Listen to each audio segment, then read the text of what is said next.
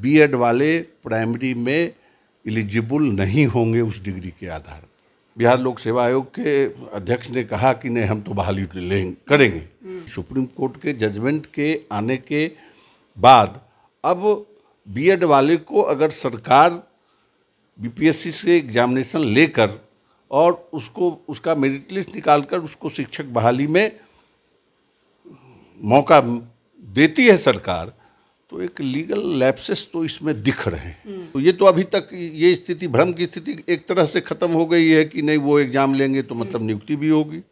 लेकिन जो इसमें लीगल फ्लो है, अगर कल सवाल खड़ा हो जाता है तो ऐसे लोग तो एक बड़ी संख्या में सरकार के लिए भी संकट पैदाकारी होगा कि कल आप उसका एग्जाम ले लेंगे और जब मेरिट लिस्ट बनाकर उसके पोस्टिंग की बात होगी और कहीं कल कोई कोर्ट में जाकर इस लीगल फ्लो को उजागर करता है। क्या आपके तरफ से, आपके पार्टी के तरफ से इस मसले पर सरकार से कोई राय ली गई या दी गई, बातचीत किया गया, विभाग से कोई पत्राचार हुआ? तो सुप्रीम कोर्ट में रिवीजन में जाकर और उससे ये सहूलियत छूट अगर ले लेती है तो कहीं कोई इसमें लीगल फ्लो नहीं रह पाएंगे। इस परीक्षा को फिलहाल स्थगित कर देना चाहिए या रोक देना चाहिए जब तक कि ये मैटर सुलझ ना जाए? जिसने विज्ञप्ति निकाला और जिसको नियुक्ति करनी वह साफ कह रहा है कि हम करेंगे। तो फिर इसमें भ्रम की क्या स्थिति है? नमस्कार, आप लाइव बिहार देख रहे हैं। मैं हूं राजमोहन तिवारी। बीते दिनों सुप्रीम कोर्ट के तरफ से प्राथमिक शिक्षक को लेकर जो बड़ा फैसला आया, उसके बाद बिहार में जो बीपीएससी शिक्षक बहाली होने वाली है, जिसकी परीक्षा की तारीख भी निर्धारित कर दी गई है, 24, 25 और 26 तारीख को परीक्षा होनी है। लेकिन जो बीएड अभ्यर्थी हैं वो काफ़ी ज़्यादा भ्रम की स्थिति में हैं। उनके साथ क्या होगा? क्या उन्हें नौकरी मिलेगी या नहीं मिलेगी? सुप्रीम कोर्ट के फैसले का असर क्या होगा? आयोग के तरफ से ये कह दिया गया है कि हम परीक्षा लेंगे, लेकिन क्या सुप्रीम कोर्ट के फैसले के बाद सचमुच परीक्षा इतनी जल्दी करा लेना सही बात होगी? इसी पर बात करेंगे। हमारे साथ सीपीआई एमएलसी संजय कुमार जी हैं, शिक्षक निर्वाचन क्षेत्र से आते हैं। सर, इस मुद्दे को बेहतर समझना और जो अभ्यर्थी हैं उनको बताना समझाना जरूरी हो गया है। काफ़ी भ्रम की स्थिति बन गई है, क्या करे वो? भ्रम की स्थिति तो है, क्योंकि जिस समय विज्ञप्ति बिहार लोक सेवा आयोग के माध्यम से राज्यकर्मी का दर्जा देते हुए शिक्षकों की बहाली की विज्ञप्ति निकली, उसमें बिल्कुल साफ है कि डीएलएड वाले भी, ब्रिज कोर्स वाले भी और बीएड वाले भी प्राइमरी सेक्टर में एप्लीकेंट हो सकते हैं। और जिसके साथ बड़ी संख्या में प्राइमरी सेक्टर के लिए शिक्षकों ने जो बीएड किए हुए हैं, ऐसे अभ्यर्थियों ने अप्लाई किया। आज से कुछ दिन पहले, 4-5 दिन पहले सुप्रीम कोर्ट का एक बड़ा निर्णय आया, जिसमें साफ सुप्रीम कोर्ट ने कहा कि बीएड वाले प्राइमरी में एलिजिबल नहीं होंगे उस डिग्री के आधार पर। लेकिन सुप्रीम कोर्ट ने यह भी उसमें कहा है कि जो डीएलएड पास कर, जो बीएड पास कर या ब्रिज कोर्स करके पहले से नौकरी पा चुके हैं, उनको हम डिस्टर्ब नहीं करेंगे। तो लीगल लैप्सेस तो हैं कि सुप्रीम कोर्ट के जजमेंट के आने के बाद अब बीएड वाले को अगर सरकार बीपीएससी से एग्जामिनेशन लेकर और उसका मेरिट लिस्ट निकालकर उसको शिक्षक बहाली में मौका देती है सरकार, तो एक लीगल लैप्सेस तो इसमें दिख रहे हैं कि सुप्रीम कोर्ट का, सर्वोच्च न्यायालय का जजमेंट है। इसलिए मेरा ये सुझाव होगा कि जैसे हमने देखा, एक बाइक ही देखा कि वो ट्वीट करके लोक सेवा आयोग के, बिहार लोक सेवा आयोग के अध्यक्ष ने कहा कि नहीं, हम तो बहाली करेंगे, हम बहाली करेंगे, हम एग्ज़ाम लेंगे। चूँकि जिस समय हमने विज्ञप्ति निकाली थी उस समय सुप्रीम कोर्ट का जजमेंट नहीं आया था। तो यह भी एक आधार बनता है कि उस समय सुप्रीम कोर्ट का जजमेंट नहीं आया था और सुप्रीम कोर्ट ने पूर्व के बहाल ऐसे बीएड शिक्षकों को छोड़ भी दिया, उसको छूट भी दे रखा है। लेकिन इसमें मेरा एक व्यक्तिगत सुझाव है, जहाँ तक मेरे अनुभव हैं, लीगल अनुभव, कि कुछ तो लीगल फ्लो है इसमें। इसलिए सरकार को चाहिए कि उस विज्ञप्ति जिस समय निकली थी उस समय सुप्रीम कोर्ट का जजमेंट नहीं आया था, इसलिए सरकार, चूँकि बड़ी संख्या में ऐसे अभ्यर्थी बीएड वाले अप्लाई किए हुए हैं, तो सुप्रीम कोर्ट में रिवीजन में जाकर और उससे ये सहूलियत छूट अगर ले लेती है तो कहीं कोई इसमें लीगल फ्लो नहीं रह पाएंगे, ये मेरा आग्रह है। आपकी पार्टी भी सरकार को समर्थन कर रही है, बिहार में सरकार चल भी रही है, 1 साल हो गए। क्या आपके तरफ से, आपके पार्टी के तरफ से इस मसले पर सरकार से कोई राय ली गई या दी गई, बातचीत किया गया, विभाग से कोई पत्राचार हुआ?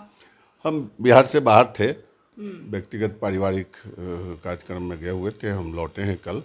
निश्चित रूप से हम अपने पार्टी के अंदर पर, आज मेरी पार्टी की बैठक भी है, कल कार्यकारिणी की बैठक है मेरी पार्टी सीपीआई की, हम उसमें इसकी चर्चा करेंगे और पार्टी को हम सुझाव देंगे कि इस ढंग से मुख्यमंत्री जी को आप सुझाव दें कि जिससे कि, चूँकि जो लोग बिहार लोक सेवा आयोग के अध्यक्ष का वक्तव्य आया, तो ये तो अभी तक ये स्थिति, भ्रम की स्थिति एक तरह से ख़त्म हो गई है कि नहीं वो एग्ज़ाम लेंगे तो मतलब नियुक्ति भी होगी।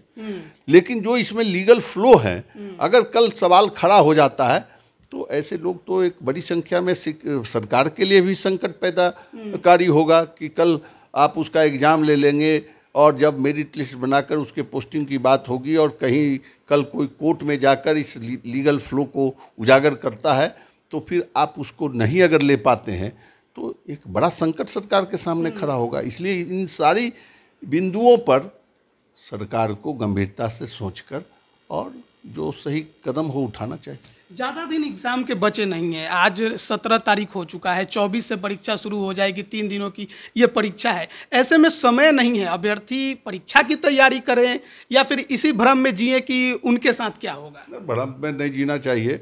जब जिसने विज्ञप्ति निकाला और जिसको नियुक्ति करनी वह साफ कह रहा है कि हम करेंगे तो फिर इसमें भ्रम की क्या स्थिति है? अभ्यर्थी को बिल्कुल उसकी तैयारी करना चाहिए अपने मनोयोग के तहत, और फिर आगे हम लोग भी इसको देख रहे हैं अपने नज़रिए से कि कहाँ लीगल फ्लो है और अगर लीगल फ्लो है तो कैसे दूर किया जाए। आवश्यक होगा तो हम अपने दल सीपीआई की ओर से, भारतीय कम्युनिस्ट पार्टी की ओर से सरकार को भी हम इसमें सुझाव दिलवाएंगे। कि आपको लगता है कि इस परीक्षा को फिलहाल स्थगित कर देना चाहिए या रोक देना चाहिए जब तक कि ये मैटर सुलझ ना जाए? नहीं, स्थगित अगर हमको लगता है कि निश्चित रूप से कोई बिहार लोक सेवा आयोग के अध्यक्ष का यह ट्वीट या वक्तव्य जो भी आया, जहाँ भी आया, जिस मीडिया के माध्यम से, तो वो हल्के ढंग से इसको तो नहीं ही लिए होंगे, कहीं न कहीं लीगल स्तर पर भी इसको एक्सप्लोर करके देखे होंगे, समझे होंगे कि कल हम एग्जामिनेशन अगर ले लेते हैं तो उस पर क्या असर पड़ेगा। क्योंकि हम नहीं जानते हैं तो इस पर हम कोई कमेंट नहीं कर सकते हैं, लेकिन हमको ये उम्मीद करते हैं कि अध्यक्ष काफ़ी सोच समझकर और राय लेकर, लीगल स्थिति का भी आकलन करके और तभी इस ढंग का वक्तव्य दिए हैं कि कल कोई प्रॉब्लम नहीं खड़ा हो। डीएलएड और बीएड जिस तरीके से सुप्रीम कोर्ट ने दोनों में फ़र्क कर दिया है, ऐसे में जो 1,70,000 पदों की ये बहाली है, जिसमें 6ठी से 8वीं तक के लिए तो बहाली आई ही नहीं है, ऐसे में आपको लगता है कि बहुत बड़ा प्रभाव पड़ेगा अभ्यर्थियों के ऊपर आगे चलकर? अगर लीगल फ्लो होगा तब तो प्रभाव पड़ेगा ही, और अगर लीगल फ्लो नहीं हो रहेगा तो नहीं प्रभाव पड़ेगा। सुप्रीम कोर्ट के जजमेंट को आप कैसे देखते हैं? अभी पूरा नहीं पढ़े हैं, सही तौर पे हम देखे हैं। अगर हम पढ़ेंगे तो हम बिल्कुल उसको देखकर आपको बता सकते हैं। सरकार आगे से इस पे बातचीत होगी? हम अपने पार्टी को सुझाव देंगे।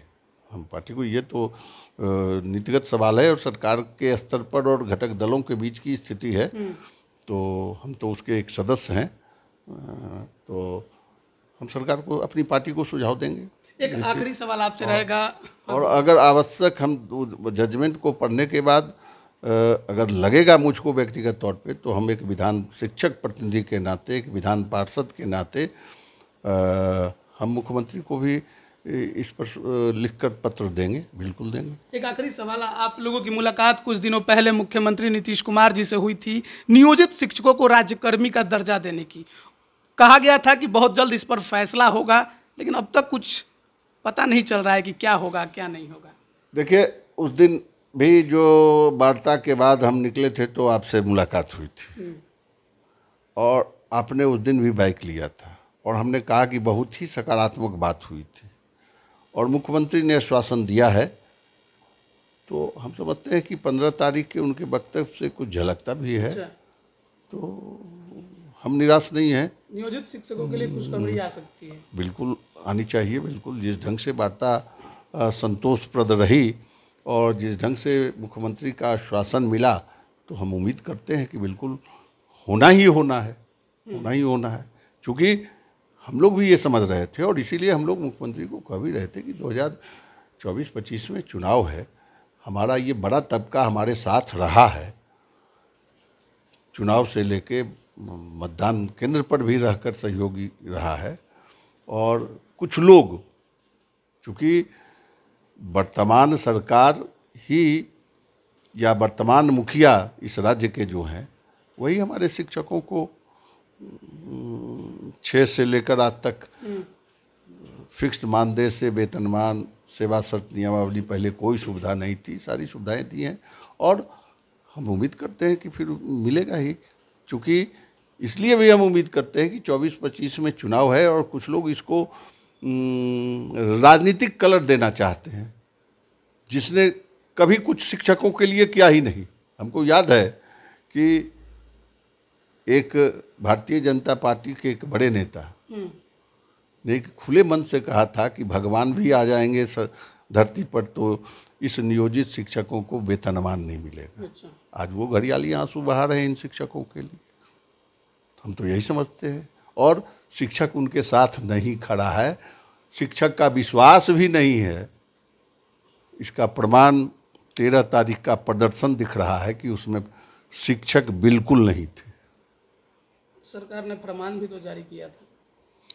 फरमान तो जारी, सरकार फरमान तो जारी, कोई भी जाएगा तो उनके खिलाफ कार्रवाई होगी। तो सरकार तो इसके पहले दीपक कुमार सिंह पहले भी फरमान जारी किए हुए थे कि इस 2023 नियमावली के विरुद्ध जो भी संघर्ष करेगा उस पर कार्रवाई होगी। क्या शिक्षक, बिहार का शिक्षक अपने शिक्षक संगठन के बैनर तले संघर्ष पर उतरा कि नहीं उतरा? तो इसलिए फरमान से शिक्षक डर जाकर नहीं आया, ऐसी बात आप नहीं कह सकते। बस हमारे बिहार के शिक्षक समझते हैं कि कौन मेरे लिए लड़ता है, कौन मेरे लिए खड़ा होता है और कौन केवल घड़ियाली आंसू बहा रहा है। इसलिए शिक्षक सचेत है और नहीं उनके साथ खड़ा रहा, नहीं आया। कार्यकर्ताओं का भीड़ भले जुटाए, शिक्षक की भीड़ बिल्कुल नहीं थी, शिक्षक थे ही नहीं।